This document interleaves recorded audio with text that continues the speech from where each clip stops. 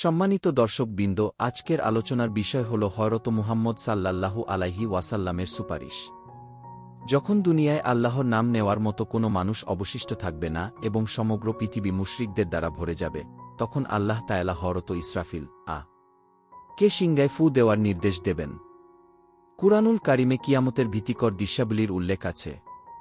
তার মধ্যে সবচেয়ে গুরুত্বপূর্ণ দৃশ্য হল যখন হযরত ইসরাফিল সিংহায় ফু দেবেন। এই সিংহার শব্দে আসমান ও জমিনের প্রতিটি সৃষ্টি কেঁপে উঠবে। আল্লাহ তাআলা কুরআনে বলেন, যখন সিংহায় ফু দেওয়া হবে তখন আসমান ও জমিনে যা আছে সব বেহুশ হয়ে পড়বে, তবে যাকে আল্লাহ ইচ্ছা করেন তিনি ছাড়া কি এই প্রথম ফু দিয়ে দুনিয়ার অবসান ঘোষণা করা হবে। পাহাড় টুকরো টুকরো হয়ে যাবে, সমুদ্র উত্তাল হবে, আসমান ছিঁড়ে যাবে এবং সবকিছু ধ্বংস হয়ে যাবে। এরপর আল্লাহর হুকুমে দ্বিতীয়বার সিংহায় ফু দেওয়া হবে। তখন জমিন তার ভেতরে লুকিয়ে থাকা সকল নারী পুরুষকে বের করে দেবে। রাসূলুল্লাহ বলেছেন, এরপর আল্লাহ আসমান থেকে এক ধরনের পানি বর্ষণ করবেন। মানুষ সেই পানি থেকে এমনভাবে গজিয়ে উঠবে যেমন সবুজ ঘাস গজায়। হযরত আয়েশা বলেন, আমি রাসূলুল্লাহ কে বলতে শুনেছি, কিয়ামতের দিন মানুষকে খালি পায়ে, উলঙ্গ অবস্থায় এবং খতনা না করা অবস্থায় হাশরের ময়দানে তোলা হবে কি? আমি জিজ্ঞাসা করলাম, হে আল্লাহর রাসূল, তাহলে পুরুষ নারী সবাই একসঙ্গে থাকবে? তারা কি একে অপরকে দেখবে না? তিনি বললেন, হে আয়েশা, অবস্থা এত কঠিন হবে যে কারো দিকে তাকানোর ফুরসত থাকবে না। মানুষ যখন কবর থেকে উঠবে, জমিনকে সম্পূর্ণ সমতল করে দেওয়া হবে। সূর্যকে খুব কাছে আনা হবে। ভয় ও বিপদের এমন অবস্থা হবে যে প্রত্যেকে নিজের নেকি ও গুনাহের পরিণতি নিয়ে চিন্তিত থাকবে। বর্তমান পৃথিবী শেষ হয়ে গেলে আল্লাহ তাআলা একটি নতুন সমতল জমিন সৃষ্টি করবেন, যেখানে কোনো পাহাড়, গাছ বা গর্ত থাকবে না। এরপর সবাই হাশরের ময়দানের দিকে রওনা হবে। হাদিসে এসেছে, মানুষ বিভিন্ন অবস্থায় হাশরের ময়দানে উপস্থিত হবে। কিছু মানুষ উঁচু সুপারিতে চড়ে যাবে, যারা দুনিয়ায় আল্লাহর নেক বান্দা ছিলেন। তাদের ইজ্জত ও সম্মানের সাথে আনা হবে। কিছু বর্ণনায় আছে, আম্বিয়া, সিদ্দিকিন, শুহাদা ও সালিহিনদের জন্য বিশেষ সোয়ারি থাকবে। সাধারণ মানুষের বেশিরভাগ পায়ে হেঁটে যাবে। কিছু লোক হাঁটু গেড়ে টেনে হিঁচড়ে যাবে, যাদের নেক আমল কম ও গুনাহ বেশি।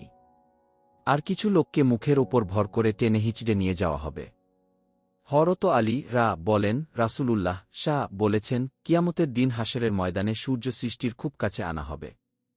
এটি মাত্র 1 মাইল দূরে থাকবে কি সবাই নিজ নিজ আমলের আনুপাতিক হারে ঘামে ডুবে থাকবে। কারো ঘাম হাঁটু পর্যন্ত, কারো কোমর পর্যন্ত, আর কারো ঘাম লাগামের মতো গলায় চেপে বসবে। এই দিন 500 বছরের সমান দীর্ঘ হবে। রাসূলুল্লাহ বলেন, তখন কেউ কেউ বলবে, দেখছ না আমরা কি বিপদে পড়েছি? আমরা এমন কাউকে খুঁজে বের করি না কেন, যিনি আমাদের রবের দরবারে সুপারিশ করবেন?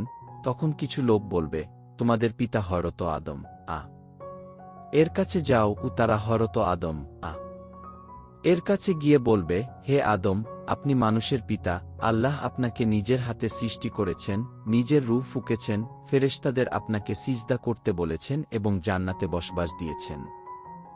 আমাদের জন্য সুপারিশ করুন, দেখছেন না আমরা কি কঠিন অবস্থায় আছি?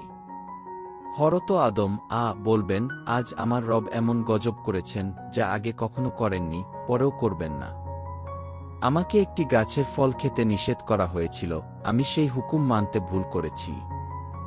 আমি নিজের ব্যাপারে ভয় পাচ্ছি।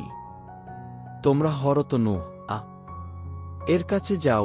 এভাবে মানুষ হযরত নূহ, ইব্রাহিম, মুসা ও ঈসা আলাইহিমুসসালাম এর কাছে যাবে, কিন্তু কেউ সুপারিশ করতে পারবেন না।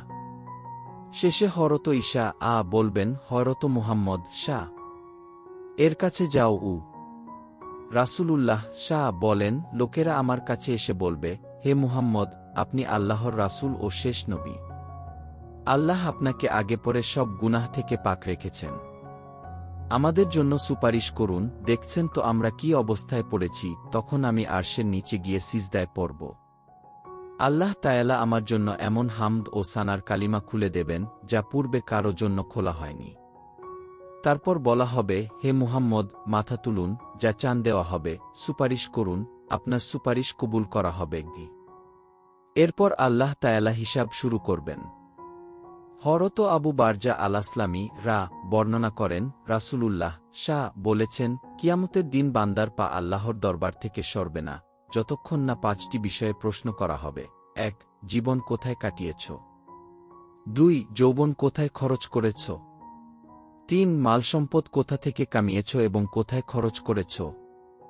4 যে জ্ঞান পেয়েছিলে তাতে কতটা আমল করেছ? 5 শরীর ও স্বাস্থ্যের ব্যবহার কিভাবে করেছ? হিসাব শেষে আমলনামা বন্টন করা হবে। মুমিনদের সম্মানের সাথে ডান হাতে আমলনামা দেওয়া হবে, তারা আনন্দিত হবে। কিন্তু কাফির, মুনাফিক ও গোমরাহ লোকদের আমলনামা বাম হাতে পিঠের পিছন দিয়ে দেওয়া হবে। তারা জাহান্নামে নিক্ষিপ্ত হবে। এরপর আমলের ওজন করা হবে। একটি বিশাল মিজানে বান্দাদের আমল ওজন করা হবে।